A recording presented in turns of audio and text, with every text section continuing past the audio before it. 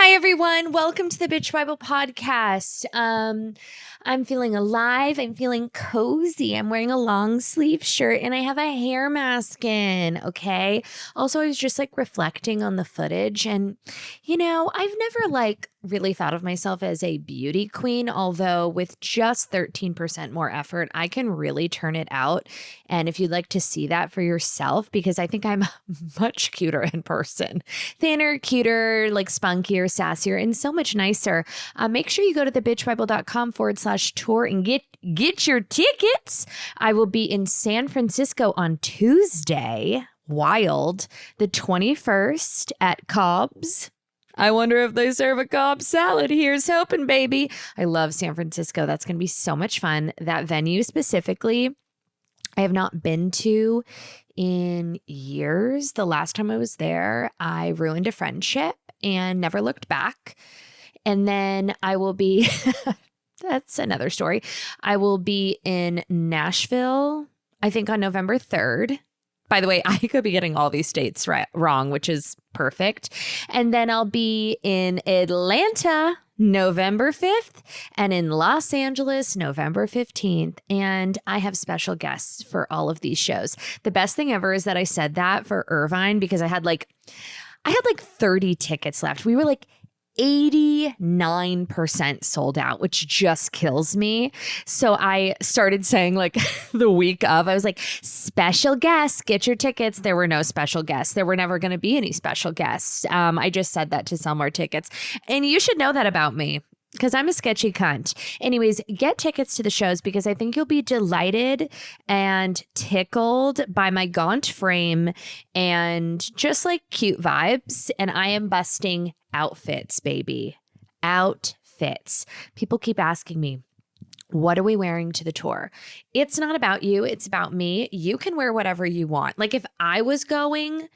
I just did the pajama thing for one too many shows. 10 shows in polyblend pajamas. Raymond Padilla sent me the funniest text message after I posted my sad little thirst trap outfit write-off picture on Instagram last week. He was like, thank fucking God, if I have to see you walking around in one more pair of like polyester Shein unsteamed pajamas, I'm going to blow my brains out. And I said, thank you for your feedback, sir. Noted, cataloged, and we're just not doing it moving forward. So yeah, that is that. I'm also probably going to get Botox because it's been a while. And I've just been on like a really toxic TikTok algorithm about like lower bleph surgery and like lower facelift and how to do the jawline and the gua sha, the facial brushing. Now we're not using a stone anymore. I'm not sure if you saw this. It's like a brush for the face. It's too many things. I just need to get injected fat and nasty because I do need a little... Things are sahanking and I'm like chill with it. I'm in my single mother era yet again. Andrew left for London on Saturday and we'll be back Saturday. And then it's a fucking wrap. Andrew was supposed to be gone. Okay, this is just like how different men and women are. And yes, we're going there. Get ready. Everybody, woke Wanda, listen up, turn this one up, okay? And Andrew is, I hope he never hears this because I don't want him to get too comfortable or like give him any public praise, but he is an incredible dad. Like he is so hands-on. He's flown alone with Clyde like 3 or 4 times. I would never do that. I didn't change a diaper for the first month of Clyde's life. Not lovely to say, but it's the truth. He is boots on the ground, making French toast, making banana pancakes when I'm gone. I have no qualms or reservations about his ability to like take care of child. But about a month and a half ago, we're going over just kind of like end of the year travel planning, okay? Because I'm traveling, he's traveling. And I always know that with Andrew, the end of the year, these months, October, November, are always really busy. He's trying to finish albums. And you know what? We got to keep the lights on over here. He's a working man, and I am in full support of him going, flying, getting on a bus.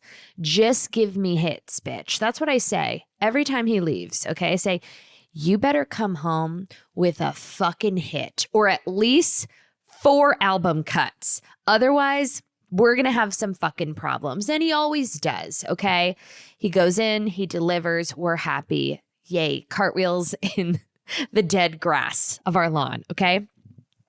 But he says to me, he's like, it's going to be a little crazy. Let me know what you think. So he starts giving me these dates. I start cataloging. I say, Andrew, so you're going to get on a bus for 10 days, go to Nashville, finish this album for 5 days. Then you're going to go do a camp in London in the Cotswolds. He's going back to the Cotswolds. God forbid. Then you're going to go finish that for a week. Then you have to go into London for 5 days and then go back to a different countryside with a different artist for 3 days to get a vocal cut, and then you're going to fly home. I start counting the days. I go, Andrew, are you aware that is 26 days of straight travel? He's like, oh, fuck, really? Well, I could fly back. I go, Andrew, no. And I never say no. I said, 26 days is like a whole fucking month. That's like the month of February. You can't be gone that long. And he's like, no, I don't want, by the way, and I should mention, he doesn't want to be away ever. And he always wants us to come. And I'm like, you want me and Clyde to be uprooted for 26 days while you bop all around the world? No. It's not happening. So I put my foot down. I said, Andy, Jackie's saying no. So he came back for a week. So now he was gone for 10 days and he was gone. It's all good. It's all good. Okay. It's the work. It's the work. But meanwhile, I said, if Andy's going to work, Jackie's going to play. So on Saturday, I had a solo staycation in Santa Barbara. I went to the El Encanto. And I was there during COVID, but I haven't been in years. It is so charming. It's so romantic. It's like just this beautiful little oasis in Montecito, like over the ocean. And I had the best time. I always get upgraded when Andrew's not there. When I'm not with child and not with husband, it's like they feel bad for me. So write this tip down if you're ever, considering solo travel. Upgrades are far more likely when people feel badly for you. And I had like this gorgeous bungalow with like a full wraparound terrace, like prime for the pickin', full 360 ocean views. I was by the pool. I like being in the hub. I don't want privacy, okay? Meanwhile, I'm out on my robe, literally like I am like the manners, like I'm like the lady of the manor, okay? Like fucking Dorinda Medley in the Berkshires, okay? Tits out. I don't even drink coffee. I am sitting on that porch, like having a cup of joe in my hotel robe with an eye mask on. Everybody that walked by, I started noticing, I'm like, why am I waving to people? Like, I don't live here. People kept walking to breakfast. I was like, good morning. Good morning. Have a great day. See you later. Thank you for coming. Thank you for stopping by. Thank you. Welcome to my home. Yep. Dessert wine is out. Thank you so much. And I'm just sitting there waving. I'm listening to music. I have all my windows open. Then I go and sit in bed and watch Real Housewives. I have all the windows open. People are walking by. Hey, girl. Hey, good to see ya. Have fun. Have fun. Enjoy the steakhouse. Like I'm giving recommendations. What am I doing? So sad. And then I went to the Heim show on Saturday, which just is such a beautiful experience. The Santa Barbara Bowl is just like set in suburbia, in the mountains, in the trees, by the beach. It's so calm. It smells good. It smells like, you know what it smells like? Montecito. You know what Montecito smells like? Money, honey. And I'm just standing in my platform sneakers, swaying, singing my heart out, trying to harmonize with the girls. I had 2 martinis and a pepperoni pizza at Bettina in Montecito. Sat next to Sophia Richie, by the way, who is gorgeous. And I'm always like looking to see if people are drinking. I didn't really get a good look because I was trying not to be creepy. But it's like the first thing I do. I'm like, are they drinking? What are they drinking? I get so excited when I see a celebrity like having a margarita. especially if there's like 2 margaritas, because I'm like, ugh, so fun, so frisky, so fuckless. Like, especially like at a pizza place, like that gets me excited. I want to see people eating and drinking, like love that. Anyways, went to the Haim show and just had the best time. It is like the most connected concert. It's crazy. I'm sure you guys have seen, if you're a Haim fan, like those TikToks about people, like it is the most connected show. Nobody's on their fucking phone. I saw like 3 people on their phones. Everyone is just so locked in. They're so good live. I said to Esty Haim the next morning after the show, I said, listen, thank you for having me. I had the time of my life, like climaxing, singing.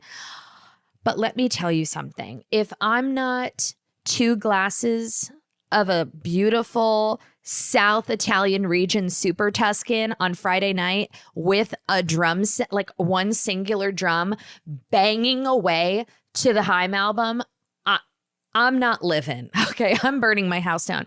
When they get on those fucking drums, like this is what happens to me. 1.5, I'd say 2 solid martinis. I'm like, if I just focused for 35 minutes, okay, and I put my AirPods on and I put on a Haim track, okay, and I get a drum and I watch the video of them drumming, I feel like I could pick it up. Could I? Absolutely not. But I want to be a Haim sister banging on that fucking drum in some type of a leather clothing article, that I see it for myself. I have no musical talent. And then, you know, when you take, because obviously present princess over here was taking some videos, you know, when you listen back to a concert video and I was like, now I'm in it. Now I'm literally singing full volume at this concert. So embarrassing. And in my head, I sound amazing. Like I can, once I'm a little loose in Montecito, I'll start harmonizing with these bitches and it doesn't sound very good. And I am singing for my life. I was not alone at the concert, but I could have been. My cousins came down and we all went to the concert together, had a great time. But like there was a point in time where maybe they couldn't go or they were tired, not feeling great. And I was like, I'm good to go. Like I will go by myself. No fucking problem. It's so much fun. Women, do it. Do it. Please. I'm a simple gal, okay? Give me a luxury hotel, a beautiful martini, and a concert in Montecito in the hills, swaying tay in the wind, and a drum kit. And I'm off to the fucking races. Totally reset. Came back yesterday, had the best time. Now, we're almost halfway through Off-Brand October, and I'm getting you a makeup tutorial. You're getting a fusion chili on the horizon. Granola, you betcha, Iris.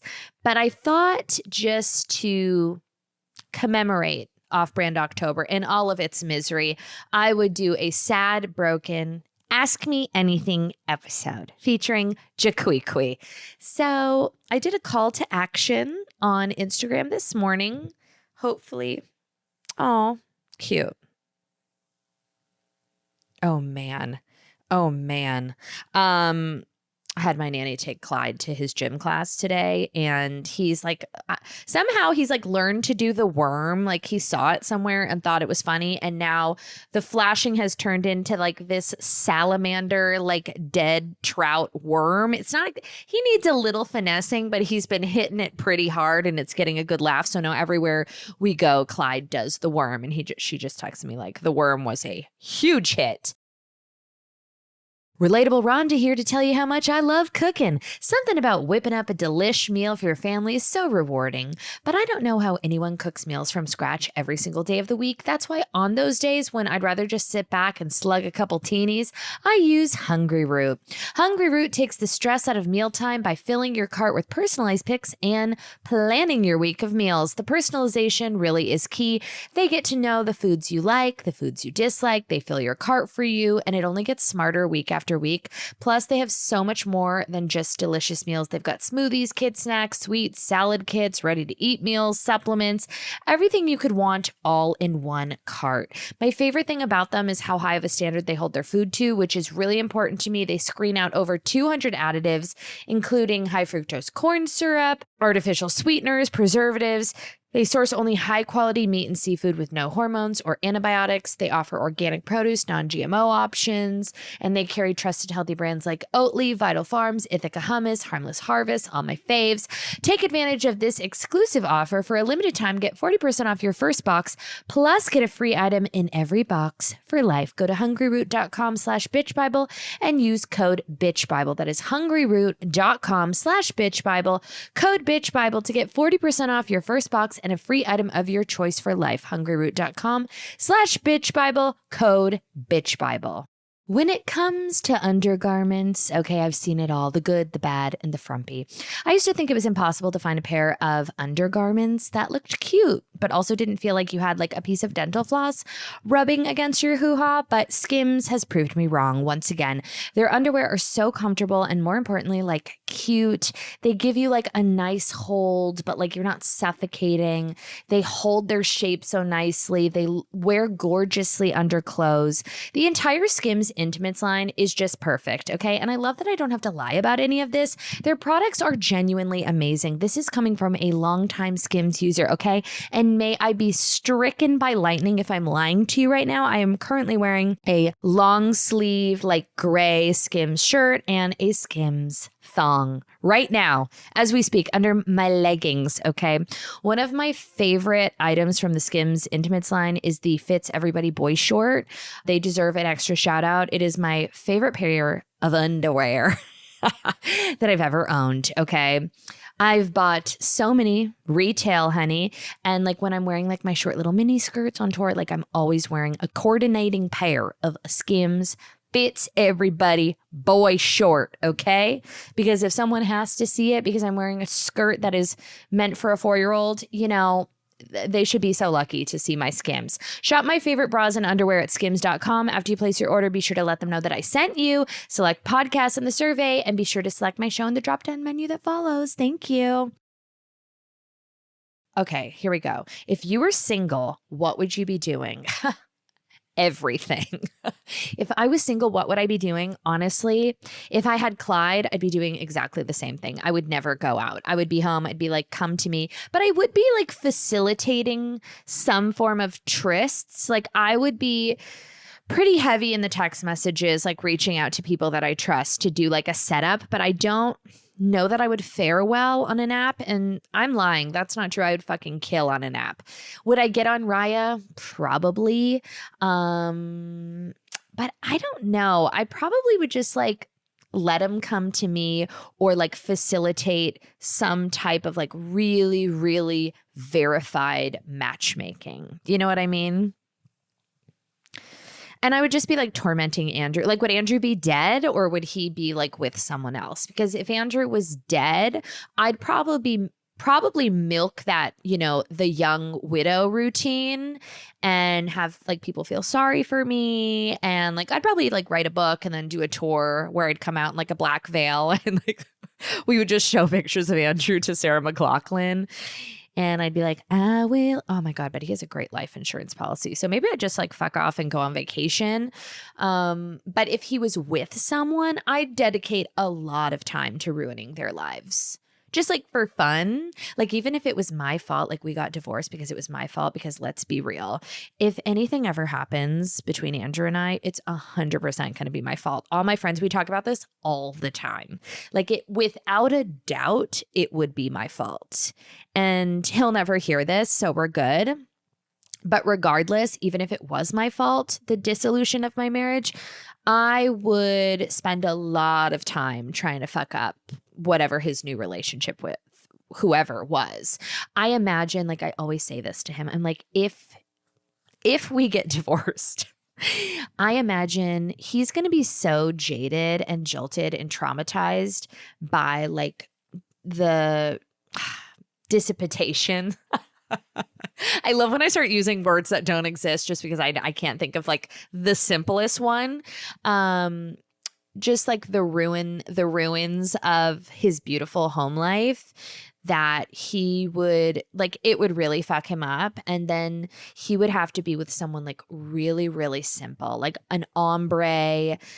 I can see the hair. I can see it. It would be like she would never know to finger comb her waves. And it would be like a chestnut with like blonde pieces in the front. She'd drive a Jetta. And she's probably like finishing cosmetology school. And like her dream is to like, you know, do lashes. I don't know. I see this for him. And always with like a flat, like a flat boot to the knee. All she wants for Christmas is hunter boots. It's all she's wanted for so long. Infinity scarves and just like very, I don't know. That's what I see for him. Anyways, what would I be doing? This, basically. Favorite London hotels. The Connaught is best martini and just like so beautiful and charming and the best location. And that's, oh, you're looking so gaunt. Eat a burger. Thank you. I'm going to Venmo you for that, because the truth of the matter is that I am carrying extra fluff, insulation in my midsection that I never had before having a baby. But strategic dressing is very important. Okay, so let's focus. I'll use me for an example, but apply this to your own life and your outfit kind of, what is it called? Like an outfit strategy.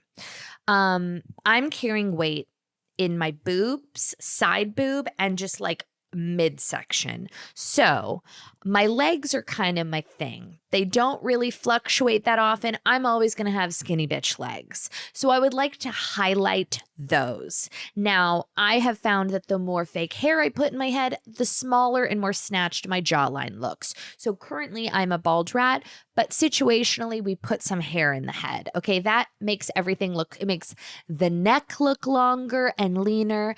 I put a big jacket on, a bulkier, like padded, structured jacket, sweater, button down, whatever, tiny, tiny skirt, and lots of leg. And then the eye goes to the leg, and then that's the outfit strategy for me moving forward. So get ready to see a lot of femur moving forward.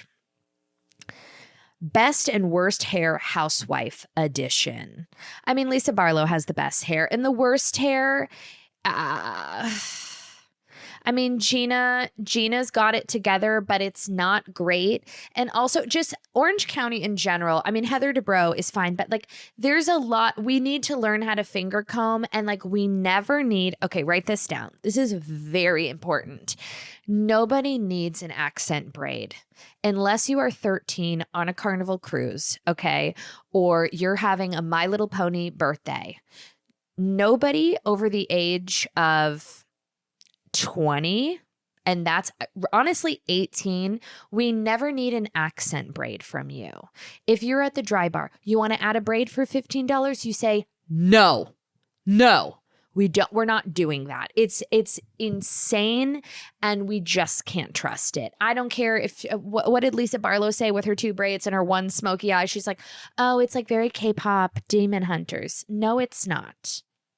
It's not. It's a choice, and it's a bad choice. Is your fireplace in your boudoir real wood or faux? It is a wood-burning fireplace and a gas fireplace, I believe. But like, I'm not chopping wood. Okay, Taylor Swift, like there's no wood. But my neighbors have one, and it smells so good, and I open the windows and I just pretend, because yeah. How often do you sauna? I sauna like 4 or 5 days a week at 150 degrees for 30 minutes. And I feel incredible after. What's crazy is like, you know, a couple days ago before Andrew left, we went to Mastro's, and I had the butter cake, I had martinis, I had like a beautiful ribeye, I had the mushrooms, I had the potato, I had fucking everything. Okay, I was living it up. Cue Ja Rule. And the next morning, I'm like, I couldn't open my eyelids. My rings, like my fingers, my little sausage fingers were fighting for their lives. And I was like, I got to go sweat it. I got to go sweat those taters out big time. And, there's like a piano player with a fedora and I'm starting to sway and having the best time. I'm like, let's get the butter cake. And I could taste it the next morning. I was sweating so profusely. I could taste every bite of every food. And then I just felt so much better.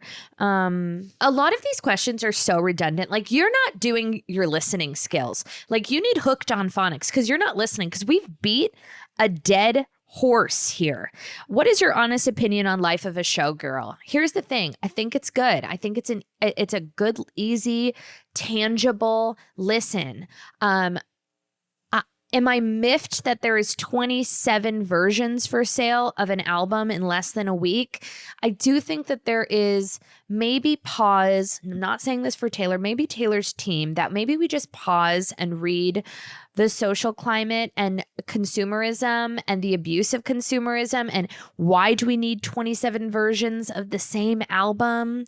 But then you get this cover and then you get the audio notes, but then you get this and then but now she's in orange and now she's in green. And I'm a fan, truly, but I do think 27 versions of an album feels like not the right time in history, in a financial climate. Like, what's the motive? Is it, one thing I respect about Taylor Swift is that I think that she wants to win and she wants to be the best and she wants to be the biggest. And, even though wish list, do you want to, I think, yes, now she would like a driveway with a basketball hoop. Who's got a driveway with a basketball hoop? This suburban Sally. Okay. Ding, ding, ding. And it's so funny how like people are glamorizing. Like I saw this video, by the way, 57 people that I follow, specifically people I went to high school with, like posted this video of like, meanwhile, the biggest pop star in the world wants everything that you already have. And it's like the lyric from Wishlist, like a bunch of kids that look like you got me thinking about a driveway and a basketball hoop. And like, we're always romanticizing stay-at-home mothers, and we should. By the way, it's the hardest job in the entire world, and they are modern superheroes. It's so true. But Taylor Swift might want the driveway with the basketball hoop and a bunch of kids on a block looking just like you, but she also wants to sell more albums than any other bitch on that block and tour the world and live the life of a showgirl. So she wants both. Let's be so real for a second. Like, let's zoom out a little bit. Okay? Thank you so much. I think it's good. Is it my favorite album of hers? No. Do you want to hunt me down in my driveway with the basketball hoop for saying that? Okay. It's not my favorite one. A 1989, fucks me up. Bop after bop. I love it. Okay. All Too Well 10-minute version. Give it to me hard and nasty. I'll fuck with Reputation. I think there's songs on Lover that Lover, when I hear Lover and I look at Clyde's fat little face doing the worm, tears. It's okay. We're going to get through it. Don't assassinate my character. Like, it's wild. That's how I feel. Is it a burden to be this funny? Can I tell you, every day of my life? Yes, it is a burden. You know why? Because it's like a different language. I was talking to Max on the phone for like an hour and a half yesterday, and we were just like, you see the world in a different way. Like, things aren't off limits. Things aren't that serious. There's just such a different way of metabolizing life when you're deeply funny. And we don't know if it's like actually a sense of humor thing or if it's just full delusional. We don't know. And two things could be true at the same time. But when you hear a story and you're a deeply funny person, you hear it differently, okay? Empathy is different. Storytelling is different. Grief is different. Sad things are different. Funny things are different. Everything is different. This is so pick me. Like, I'm not like you. I'm different. I'm funny. And things are just like not that serious and there's a quicker rebound rate than people who are deeply serious and perhaps not funny. And I'd like to just say this. Not everybody needs to be funny and not everybody should be funny. If everybody was a little fucking clown, the world would be an insufferable place, okay? I have friends that are like very serious and very not funny. And they have so many other gifts that I don't have. They're smart, they're empathetic, they're interesting, they're knowledgeable, they're curious. I don't have those gifts. I'm just a hoot and a half, okay? Sorry. And it is a burden. So thank you so much for asking. You have probably seen, thousands and thousands of ads for hair growth products and thought, sure, like that actually works. And I got to be honest, I was very cynical myself until I found and used Nutrafol. Nutrafol is a cut above the rest because they're physician formulated, clinically tested, and dermatologist recommended. I used it religiously after I had Clyde and my hairline fell apart. And now my hair is like so much stronger, fuller, and shinier. For any stage of life, Nutrafol has a formulation for you. Nutrafol is the #1 dermatologist recommended hair growth supplement brand trusted by over 1.5 million people. You can feel great about what you're putting into your body since Nutrafol hair growth supplements are backed by peer-reviewed studies and are NSF Contents certified. That is the gold standard in third-party certification for supplements. Adding Nutrafol into your daily routine is simple. You purchase online, no prescription required, automated deliveries, and free shipping to keep you on track. Plus, with a Nutrafol subscription, you can save up to 20%. You'll have access to free one-on-one naturopathic doctor consults to support you on your hair growth journey, and a Headspace meditation membership is included. See thicker, stronger, faster growing hair with less shedding in just 3 to 6 months with Nutrafol. For a limited time, Nutrafol is offering our listeners $10 off your first month's subscription and free shipping when you go to Nutrafol.com and enter the promo code BIBLE. Find out why Nutrafol is the best-selling hair growth supplement brand at Nutrafol.com, spelled Nutrafol.com. Promo code BIBLE. That is Nutrafol.com, promo code BIBLE. I'm already like not a great sleeper, and the time where I slept the worst was definitely during my pregnancy. That's because I was up all night worrying about if I was doing everything right to take care of my little demon seed. And thanks to Ritual, one thing I wasn't worried about was getting key nutrients I needed to support my pregnancy. With their clinically backed essential prenatal multivitamin, I knew I was getting clean, traceable ingredients like choline, folate, and omega-3. Ritual's products were the only ones that I trusted throughout my pregnancy. Everyone always has a million suggestions of which supplements to take while you're getting pregnant, while you're trying to get pregnant. But take it from me, Ritual Vitamins is so amazing. I also use their protein powder. I started using Ritual a million years ago for their just multivitamin because the product is so gentle on the stomach.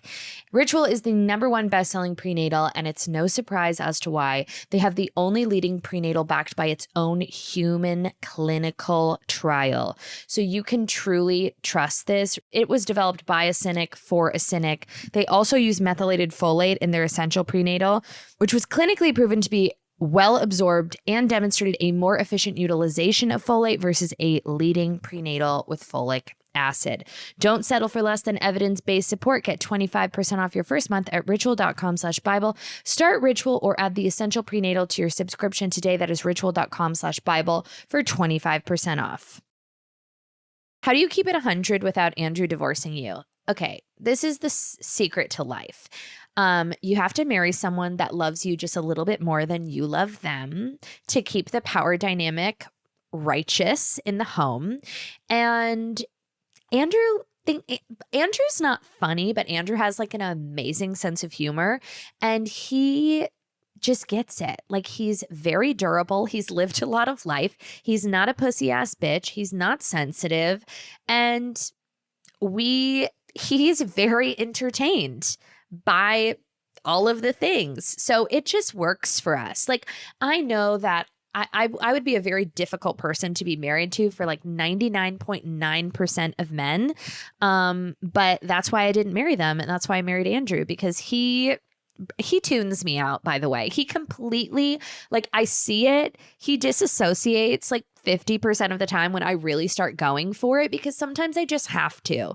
It's a muscle that needs to be worked. And unfortunately, Andrew is the recipient a lot of the times. And he thinks it's funny. And when he doesn't think it's funny, he'll look at me like, I know where the line is with Andrew. It takes a while, but like he'll look at me and be like, that's enough. And then I'll like be like, nah, it's never enough. I'm going to kick it up a couple watts. But then I don't. And then we just like move on. You know what I mean? Because it happens so often that it doesn't hold a lot of value. What are we drinking?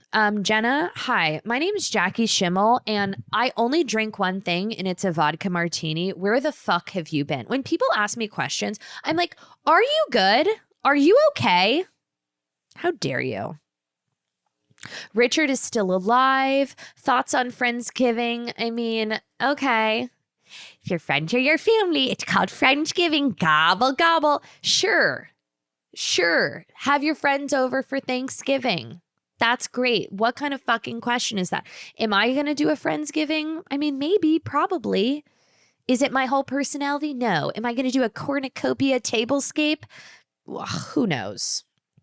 Favorite city, place to visit, and why? I can't. It's fucking Paris. We all know this. Oh my God. Oh wait. This is what I wanted to talk about. See, stupid question. Great segue. So I will be gallivanting to Paris in December, and I always want to go alone. Like that's always the mission statement. That's always the agenda, because there is something just so soul resetting about the quietness of being alone, about shopping alone, meandering alone, dining alone, drinking alone.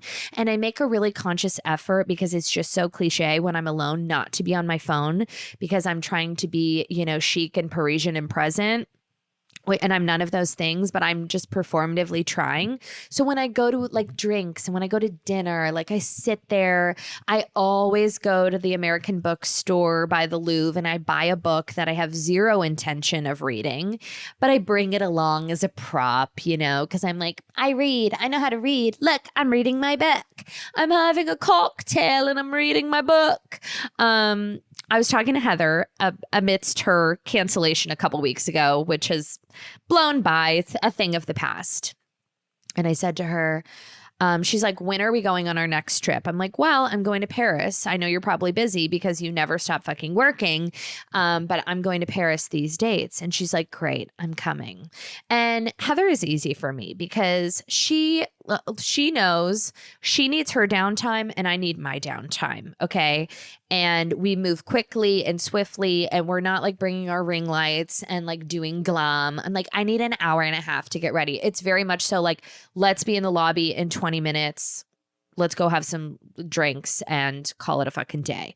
And we travel beautifully together. So I'm pretty sure, the silver lining of Heather's cancellation is now your girls are going to Paris together. So I called her last week and I was like, how do we feel about going Dutch on a Birkin together? Because I think it would just be such an amazing friendship memento. And like we've both said, we're not Birkin girls. Would I take a green crocodile one? Yes. Heather's like, I want a bright purple ostrich one. So then we came to the conclusion that maybe we are Birkin girls, but we just want like really tacky Birkins, which defeats the purpose because we want the opportunity and we want the flex because we're so just tacky rats through and through that like if we had to get one, if we were offered one, we would want the most obnoxious, colorful, tasteless. Like we're not getting like a black with palladium hardware. We want like green, pink, purple, some endangered species leather. But do we want to spend that kind of money on a bag? Not really. Are we even going to have the option? No. But I think if we like pool our luck and both try to get leather appointments in Paris after like a boozy lunch. Maybe we go to Lulu. Maybe we get espresso martinis, a cacio e pepe, and then we get some Aperol spritzes. We go buy like some matching Gucci bomber jackets. We roll through to Hermes. We both try to like find our target. We sink our talons in. We ask like, hey, do you have a leather appointment? Do you have purchase history? Not really. Cool. Maybe one of us gets it. Then we get offered a bag. We ask for a wild color. Then the price tag comes. So we're talking whatever it is. Then we go Dutch, and then we're sisterhood of the traveling ostrich Birkin. What would be funnier than Heather and I going splitsies on a Birkin bag? It's like you get the holidays, you'll get Christmas, I'll get Hanukkah. We put her in her little bag. I mean, because we trust each other, we love each other. It would just be like such a friendship memento. So stay posted for that. Sorry, we're back. I had to ask my sweet angel if she could turn her Bible study group off speaker. It's every day. It's unbelievable. It's every day. I'm like, hey, sorry. Would you mind? She brought all of her iPads today. I love her so much. I'd take a fucking bullet for her. Anyways, what were we saying? What does a day in the life look like? Well, let's just do today. I woke up with Clyde. I made him French toast. And don't you fucking forget it. Mother of the year, tell everybody you know. I made him some French toast. Our nanny came at 8. I went and took a sauna from about 8 to 8:30, showered, put my clothes on, called Andrew, called my sister, called Max, little coffee talk, little shit talk to get my day started. I had an iced matcha. I also had a piece of French toast. I did my NAD shot in my upper thigh, not open to any feedback or traumatic stories about how I'm going to get cancer from the NAD, not interested in any of that. Then I'm doing this. I will record my podcast. I will go probably it's Monday, so most sushi places are closed, and I'd like to top up my mercury for the day. So I'll probably go to Sugarfish in Calabasas because it's the only sushi place that's open on a Monday. Get a little trust me, go to Bristol Farms. I'm going to make a curried lentil soup later. Then I'll probably tootle around. What do I need to do today? I'm going to go pick up some glutathione from Erewhon, those little packets. And then I'll come home. Clyde goes down for a nap. My nanny will leave. I'll do a little Pilates at home and then wake Clyde up. I'll probably take him to like a playground or like an indoor playground if it's raining. Then I'll come home, make dinner for Clyde, make my dinner, make soup. Is this all very interesting? I might take a jacuzzi and Clyde eats dinner. I put him in the bath, put him down around 7:15, and then I will pour myself a glass of wine, sit on my sofa, get in my pajamas. I do take a shower every day at 5 p.m. Second shower, get in my pajamas, and then put Clyde down, get on my sofa, have a beautiful glass of a Super Tuscan, maybe a Nebbiolo, and then I will have my curry lentil soup. I will have a little square of hum chocolate with the cashew butter. I'll run the bath. I put my magnesium bath salts in, and then I put in my PEMF light therapy mat in my bed, light my fireplace, go take a bath. I have like my little magnesium BT fountain drink chilled by the bedside in a carafe. Normally, Andrew does all of this for me, by the way. He sets up my mat. He lights my fireplace. He runs a bath for me every single night. When he's not here, I bravely do it for myself.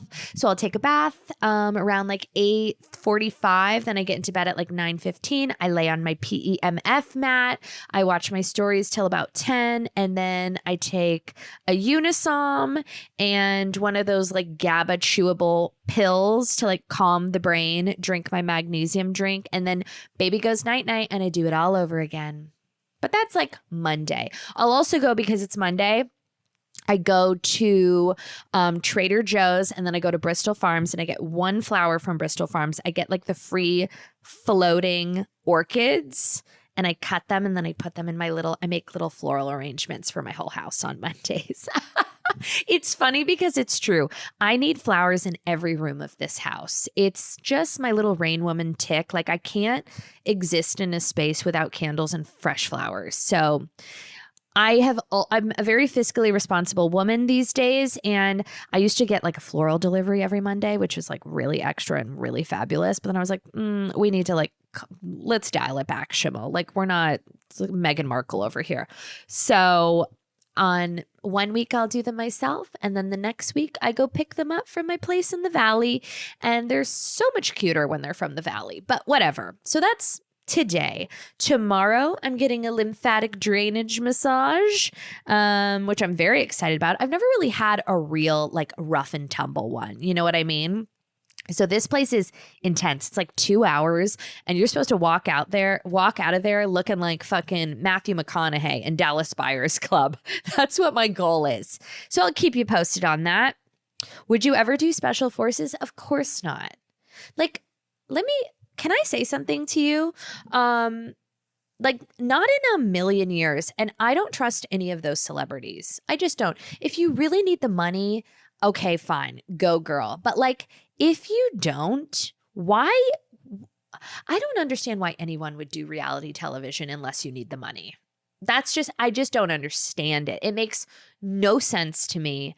I would never do it. I'm pretty positive. If times were tough and like my star was dwindling and I really needed some extra cash flow, would I be a friend of with extreme parameters? Maybe. Like way down the line, but now, and even then, it's almost like 100% no. My friends would ruthlessly bully me. I wouldn't want Andrew on there. I wouldn't want my son on there. I'd be amazing at it. I've always said it, but no, I don't have a calling for it. It's not for me. No, Special Forces is a fuck no. Under no circumstances. I don't even want to, like, I don't want to go camping. Like there's this place. This is like very, very micro niche and disgusting. There's this hotel that's in Santa Ynez. It's a very nice hotel. It's expensive. Okay. And they do all of this like on property horseback riding and archery and people love it. Okay. I went there once. There's no TVs in the rooms. They're like these little cabins and there's a pool. You can take like a horse ride up to a lake. There's wakeboarding. There's all these activities. I don't give a fuck about activities. Okay. Me no likey activities. And there's no TV in the fucking rooms. And that felt like camping. And my dad has been trying to plan a trip for us to all go back because he's like, Clyde would love it. He can play with the animals and he can go horseback riding and archery and this and that. And I'm like, I don't fucking care. I don't want to go camping. He goes, Jackie, it's not camping. It's like a 5-star resort. I'm like, there's no TVs in the rooms. No, I'm not fucking going. I don't care. I don't want to. So would I go on Special Forces? Never. I'm not going camping. I'm not going to a hotel without a TV in the fucking room. It's not happening. No. Thank you for asking. Okay, I'm starting to hear my girlfriends whisper about a legit little pink pill for women.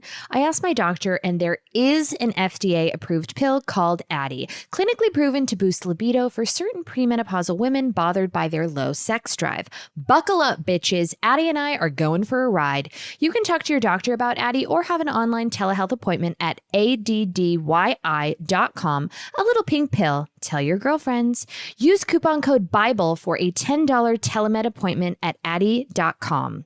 Addyi, or flibanserin, is for premenopausal women with acquired generalized hypoactive sexual desire disorder, HSDD, who have not had problems with low sexual desire in the past, who have had low sexual desire no matter the type of sexual activity, the situation, or the sexual partner. This low sexual desire is troubling to them and is not due to a medical or mental health problem, problems in the relationship, or medicine or other drug use. Addyi is not for use in children, men, or to enhance sexual performance. Your risk of severe low blood pressure and fainting is increased if you drink 1 to 2 standard alcoholic drinks close in time to your Addyi dose. Wait at least 2 hours after drinking before taking Addyi at bedtime. This risk increases if you take certain prescriptions, OTC or herbal medications, or have liver problems, and can happen when you take Addyi without alcohol or other medicines. Do not take if you are allergic to any of Addyi's ingredients. Allergic reaction may include hives, itching, or trouble breathing. Sometimes serious sleepiness can occur. Common side effects include dizziness, nausea, tiredness, difficulty falling asleep or staying asleep, and dry mouth. See full PI and medication guide, including boxed warning, at addyi.com/PI. Addyi. addyi.com. A little pink pill. Tell your girlfriends. Use coupon code BIBLE for a $10 telemed appointment at addyi.com. Oh, I did get this question a lot. Why did you not go to Vegas to see Alex and Heather? Well, first of all, I love Alex Cooper and I love Heather McMahon. They were there for the Unwell tour or the Unwell like Vegas event. It was like a whole weekend and everybody and their gay brother was there. Listen, I've been touring. I do not take it personally at all. So many people like, are you and Alex Cooper beefing? Why weren't you at the Unwell tour? I've done her show before. I had a great time. You know what? That's the way the fucking world works. Not everybody gets invited everywhere. And there's no beef. There's no reason. It's all fucking good. I swear to God. Like, can you imagine what a loser would I be if I was like, hey girl, by the way, that's a funny text to send. A couple weeks ago, I was talking about how me and Max and me and my sister, our favorite thing to do is like draft awkward texts to people. So like texting someone who didn't wish you a happy birthday that you're not even friends with, like, hey girl, like, hope you're well.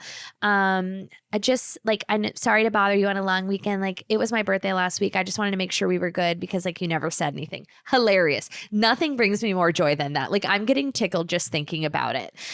It would be so funny. Imagine I send Alex, maybe I should do it. Maybe I'll do it and then I'll talk about it next week. She would think that was funny. She has a good sense of humor. Imagine I sent her a text and I'm like, hey, Alex, like tour looked amazing. Like, hope you're well. Just wondering. Just make her so uncomfortable. Oh, it'd be so great. Please don't let's not get creative. This is why I won't march for you bitches. Is everything good? Ooh. How bored are you? Stop. No, it's not that deep. I already did one of her shows, okay?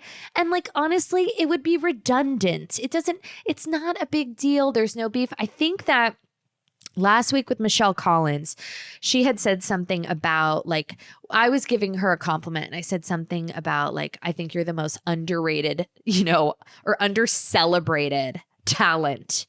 And she had said something about, female podcasters and like you were hearing the gears work. And if they don't have those cards and people were like, are you talking shit about Alex Cooper? Absolutely not. I will always name the puppy. If I fuck with people publicly, I fuck with people privately. So there's no way when I talk shit, I will name the puppy. I always do. And I always have, period. And I'm someone that historically roots for the overdog. I love when rich, pretty people win, and I always will. I will be doing cartwheels on the sidelines, and I have a lot of detriments. I have a lot of terrible personality traits, but one that I do not carry is any I have no comparative jealousy ever. I really truly believe that everybody, I don't believe that everybody gets what they deserve. I wouldn't say that, but I think winners win and losers lose. And that is the Schimmel-Haas mantra of the household. And one thing, I think about this a lot. What kind of loser, why her and not, why did she, and people do it all the time. People do this all the time. Like, are you mad that they got that and you didn't get that? Can you believe? Yeah, of course I can fucking believe it. And I celebrate it. Of course. I feel like the luckiest person in the world. Truly, truly, truly. I feel like I'm so fucking lucky. And I think that a loser mentality, which I talk about all the time, is why not me thing, or I was a little bummed, and people normalize saying that. I don't want to normalize that on this podcast. I think you can, my de facto goddaughter, who's 6, almost 7 years old, she said something recently that struck me. She said, feel your feelings, but don't ruin the vibe. And that is so true. You can obviously, you can have a thought in your brain, but thoughts are not facts. And when you ruminate in stupid thoughts, you become a stupid person with a stupid life. You know what I mean? Oh no, that's not fair. Boo-hoo, bitch. Boo-hoo, bitch. And when you operate as someone who feels lucky, it's the lucky girl syndrome. And if you feel it and you live it, you attract it. So there's no beef, baby. There's no beef. People are so annoying. Everyone loves to pit podcasters against each other. It's so wild to me. What are we doing? Do I have beef with any other podcasters? No, I kind of get along with everybody, which is very off-brand October. Oops. What else? Need the black leather skirt top combo. Link it, girl. Nicole, I did. It's Cabazon Gucci. It's outlet Gucci. Head to toe outlet Gucci for the Irvine show. And you gotta love that about me. Your feelings on Katy Perry and Justin Trudeau making out on a yacht this weekend. I think yacht is generous. That was my takeaway from those photos if you haven't seen them. It looks like a Long Beach catamaran, if I can be so cunty for a second. Best everyday leather shoulder bag. My favorite bag that I have ever owned is the Bottega Veneta Hop bag. I have it in like this, I think the color is ice cream. It's very expensive. So that's annoying to share, but it is my favorite purse that I've ever owned. It is so comfortable. It is big. I have the large size. Moving forward, I'd probably go down a size because it's just overly capacious and very stupid, very cumbersome. But it is so comfortable. It's held up gorgeously. I love the colors, and it's my favorite bag. I was in Madewell recently. Just going to let everyone sit with that for a second. I was in Madewell recently, and I bought 3 pairs of jeans that I absolutely loved. I bought a mixed metal belt, which I think is a pretty good bang for the buck. I bought some t-shirts, and what else? I bought like a few things. I was pretty happy with it, okay? And I noticed they have some beautiful bags. I think the leather looks really nice. The suede looks really nice. I was looking at some of their flats that looked really nice, and I was very impressed by the quality. So if you haven't heard of it, I love that I'm like the first person that's ever heard of Madewell. Also, like J. Crew, I fuck with very, very hard. I love J. Crew. I just bought this like long trench coat in this baby blue, like a barn jacket that I can't vouch for it yet because I have not received, but I fuck with J. Crew very hard. I fuck with Madewell very hard. I bet they have beautiful bags, you know, and now we've said it. Relatable Rhonda reporting for duty. Thoughts on Venmo culture?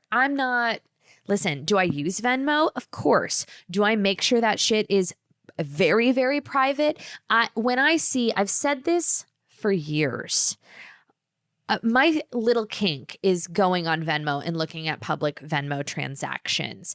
I think at a certain point in life, okay, and this has nothing to do with socioeconomic standings. Okay, this has nothing to do with it. I think when you have a friend and a rhythm, I think it's easier just to kind of like, I got this one, you got the next one, or whatever it is.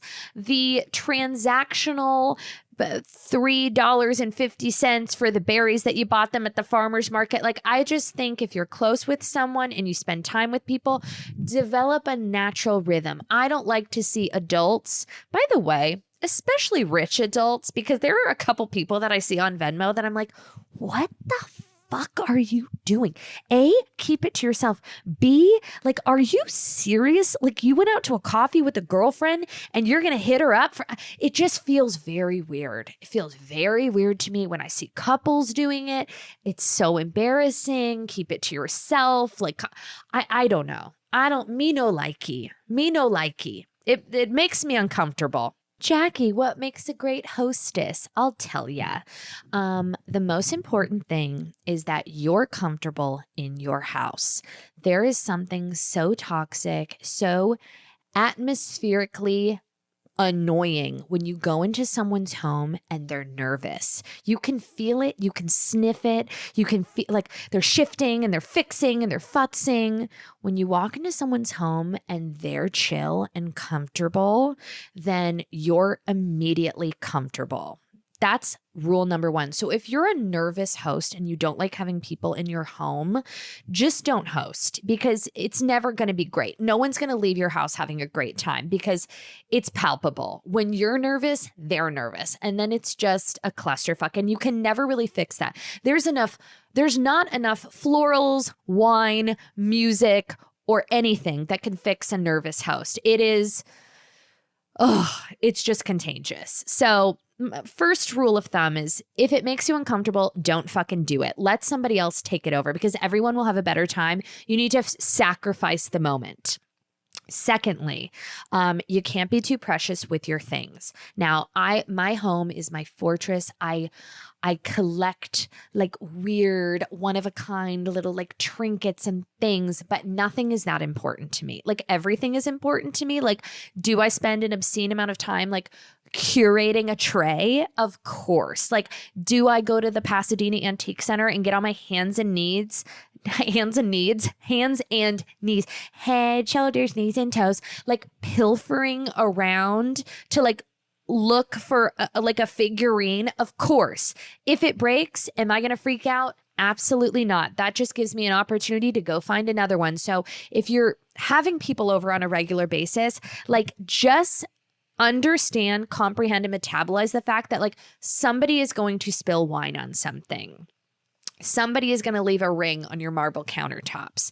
Somebody is going to clog your toilet. Like, we just have to understand that that is what happens and get the fuck over it. Once again, if that makes you deeply uncomfortable, if you are going to have a nervous breakdown because somebody left a Diet Coke on your Calicut Viola countertops, we move on. Like, just pass the baton to somebody else that doesn't give a fuck. Also, vibe is everything. Lights need to be low. Music needs to be on. It's the first thing I do when I go into anyone's house. If I'm close to them, I'm like, I start adjusting lighting concepts, okay? Because we can't have the big lights on. We need low lights. I don't care if someone is coming over for like a snack, like it, under any circumstances, like I make sure my lighting concept, Andrew knows how to do it. We had a contractor come over just to like take a look because we were getting like some quotes for stuff. When the contractor came over, I had all the sconces on. I'm lighting a candle. I'm readjusting the florals. I just like things to present well, and I want people to feel warm. I don't want people to walk into my house and feel like they have to take their shoes off or that they can't sit down on something or like everything is so... I just want it to feel like a warm hug, okay? And I think music is crucial. I have multiple playlists ready to go. I have like more of a vibey cocktail party playlist. I have like a daytime playlist. I have a dinner party playlist. I have like a more female-centric playlist. I have a more male-centric playlist. Like if it's Andrew's birthday dinner, we're playing different music than if it's my birthday dinner. Or if it's like a holiday party with family, we're playing different music than if it's like a friend's party. We play no kids music in this house. That's very important to me. I don't want to insult Clyde's taste levels by putting on like the Blippi soundtrack. If there is a soundtrack to Blippi, like we're not doing that in this house. Candles, good smells. Also, I saw someone put this on TikTok and it really stuck with me.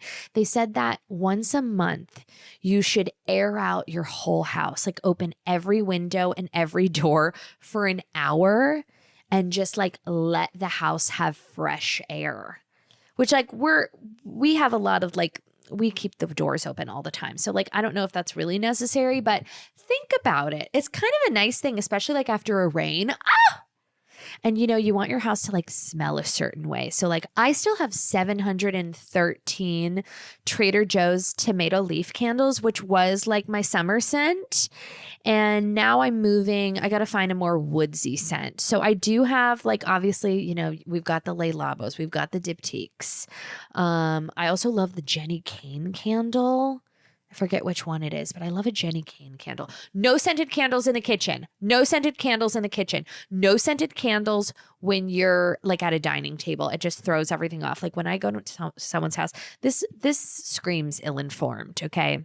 When you go to someone's house, okay, and it could all be absolutely lovely. And you sit down at a dining table and they're lighting like a Diptyque Bays candles, uninformed. Why would you want that strong of a scent with your food? It makes absolutely no sense. Like, learn a little, live a little, do a Google search, get on TikTok, get on Nancy Meyer's TikTok, and like metabolize these tips and tricks. Always have snacks too. You always have to have like a couple go-to things. Mine, I've said a million times, you have like a hunk of nice Parmesan cheese, some type of a nut. What about the nut allergies? I'm not friends with anybody who has a nut allergy. So if I did, I would pivot accordingly. I have a friend that's allergic to olive trees. I had a beautiful olive tree in the home, and she's like, if I go into your house, I will go into anaphylactic. You know what I did? Well, it just naturally died, and then it wasn't a problem anymore. But yeah, just the olive trees, not olives. I do like a Castelvetrano, like those good green pitted olives, and then like hunks of cheese. You just break it up with a knife, and then you drizzle it with a little olive oil, a little pepper, and then a bowl of nuts. And if you're feeling really nasty, which by the way, available at Target, I'll fucking link it in the newsletter, Magnolia Home by Joanna Gaines. I bought this triptych 3-bowl like aperitivo set. It was like $19. I thought, that's fucking adorable. Because was I at Target last week? Yes, I was. Mother of the Year. Don't you fucking forget it. Tell all your friends. And I thought that's a beautiful little tray. Like, am I on the hunt for an antique sterling silver aperitivo, like triptych tray with 3 little bowls? Always. But in the interim, I have a Joanna Gaines one. And you put a little olive, a little nut, and a little cheese. And if you're feeling really crazy, you get a zester. You find a lemon or you find an orange and you zest over the olives. A little fresh citrus. Okay. And then I personally always have a bottle of everything that my friends like in my house. My dad loves tequila. I always have his fucking tequila. Gloria loves shitty Cabernet. I always have a bottle of shitty Cabernet. You can give her the good stuff. It's lost on her. She wants, Safeway Selects, Vaughn's, $13.99, like Josh Cabernet, and thinks it's unbelievable. So we go like cheap Cabernet that I don't display, but I keep it for Gloria. My sister likes a chilled red or a rosé. We always have it. You just know what your friends like to drink and always have it around in back stock, in the garage, whatever. And those are my hot tips and tricks. What a time. Time flies when you're not having any fun. Just kidding. I had a blast and I hope you did too. Please give us 5 stars on iTunes and make sure you go to thebitchbible.com/tour to buy tickets. San Francisco, Nashville, Atlanta, Los Angeles. I'm never coming back. Definitely not with this tour. So I'd like to finish off the year with a bang. There are tickets still available, but not many. And that is not a marketing ploy. Not many. So please go buy your tickets. And I'm going to just fuck off now. Bye.